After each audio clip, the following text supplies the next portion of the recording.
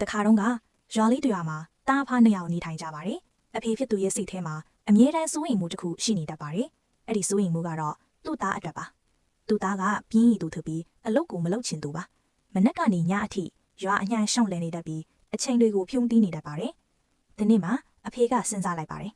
ဒီလိုနဲ့မဖြစ်တော့ဘူးသားကိုဘဝအတွက်အရေးကြီးတဲ့သင်ခန်းစာတစ်ခုပေးရမယ်လို့အဖေကသားကိုခေါ်လိုက်ပြီးနူးညံ့စာပြောလိုက်ပါတယ်သားကြီးဗီဒီယိုထိုင်းမှာနာရီတစ်လုံးရှိတယ်အဖေစီကိုယူလာပေးပါသားကဗီဒီယိုကိုဖွင့်ပြီးနာရီကိုယူကအဖေရှိပြန်လာပါတယ်အဖေကနာရီကိုခဏလောက်စိုက်ကြည့်ပြီးပြောပါတယ်အခုဒီနာရီကိုဈေးထဲကိုယူတော့ပါတွေးတဲ့လူတိုင်းကိုဒီနာရီဘလောက်တန်တဲ့ထင်လဲဆိုပြီးမေးလာခဲ့ပါသူကလူတစ်ယောက်ပြီးတစ်ယောက်နာရီကိုပြပြီးမေးလိုက်ပါတယ်တစ်ယောက်က900တန်တယ်လို့ပြောပါတယ်တစ်ယောက်က1000တန်တယ်လို့ဆိုပါတယ်တခြားတစ်ယောက်က800လောက်ပဲလို့ပြောပါတယ်လူတိုင်းကဈေးနှုန်းမတူညီကြပါဘူးတချို့ကတူညီတဲ့ဈေးကိုပြောကြပေမဲ့တိကျတဲ့ဈေးနှုန်းကိုမရခဲ့ပါဘူးဒါကအိမ်ပြန်လာပြီးအဖေကိုပြောပါတယ်အဖေရဲ့လူတိုင်းကနိုင်ရီတန်ဖိုးကိုမတူညီစွာပြောကြတယ်အဖေကပြုံးပြီးအေးအေးဆေးဆေးပြောလိုက်ပါတယ်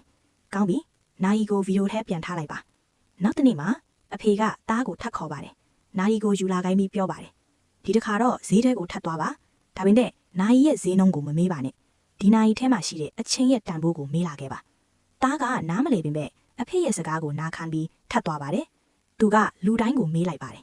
ဒီနိုင်ရီထဲကအချင်းကဘလောက်တန်ပါသလဲလူတွေကသူ့ကိုအံ့အားသင့်စွာကြည့်ကြပါတယ်တချို့ကရဲကြပါတယ်တချို့ကဘာမိုက်မဲ့တဲ့မေခွန်းလဲလို့ပြောကြပါတယ်ကောင်လေးစိတ်မကောင်းဖြစ်ပြီးရှက်လဲရှက်လာပါတယ်နောက်ဆုံးမှာတော့နာယီပြင်ဆိုင်လေးဒီဇိုင်းရှိမှရက်လိုက်ပါတယ်အဲ့ဒီမှာအိုမင်းနေသူတယောက်ကနာယီပြင်နေပါတယ်ကောင်လေးကထိုးသူကိုလည်းမေးလိုက်ပါတယ်အဘိုးအိုကအလုတ်ကိုခဏရက်ပြီးကောင်လေးကိုမြစ်တာနဲ့ပြုံးကြည့်လိုက်ပါတယ်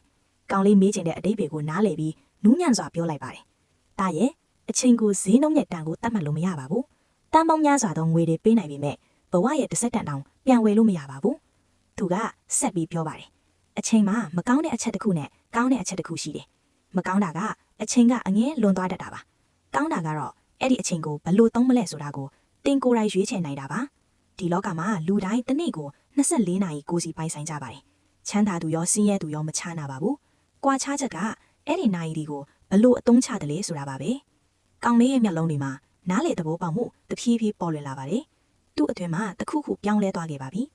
ကောင်းလေးကအဘိုးအိုကိုကျေးဇူးတင်ပြီးအိမ်ကိုအလင်းစပြေးပြန်သွားပါတယ်ဈေးထဲမှာဖစ်တမျှကိုအဖေကိုပြန်ပြောပြပါတယ်အဖေကဂုံယူစွာပြုံးပြီးတားရဲ့ပခုံးပေါ်လက်တင်လိုက်ပါတယ်အဲ့ဒီနေ့ကစပြီးတားရဲ့ဘဝဟာလုံးဝပြောင်းလဲသွားခဲ့ပါတယ်သူကစ조사အလုပ်လုပ်လာပြီးအချိန်ကိုတန်ဖိုးထားသုံးဆွဲလာပါတယ်အချိန်ဖြုံးနေခြင်းကိုရပ်တက်လိုက်ပြီးနေ့တိုင်းကိုအတိပေရှိအောင်နေထိုင်လာပါတယ်